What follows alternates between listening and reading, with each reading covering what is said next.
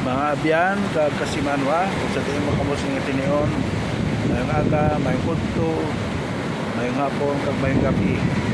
Sining tinion ari kami diri sa earnings Manukan. Kaupod namon ang amon anak nga gwapohon nga isa man sa executive officer sang Jan B. Lacson Muro.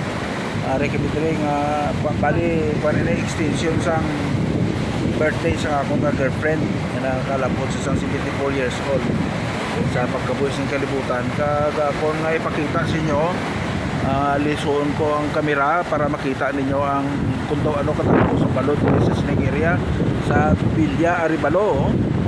Kita yun, tagpos ang balod. Pag ito mabaskog ang hangin.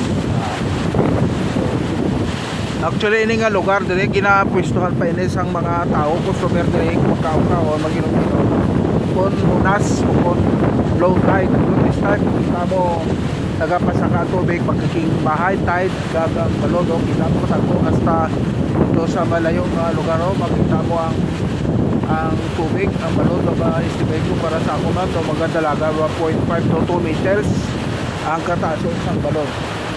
Kani nga delikado gid sa kone sa mga kagmay nga mga barko o bangka inadinig sa mga mananagat.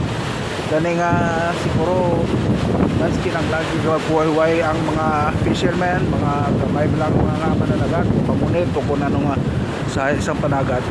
So gani mga utod inaagda namo kamo sa pag-join sa amon no na makaupod sa aton diri nga ayon nga magsuulog siya sa 74th birthday.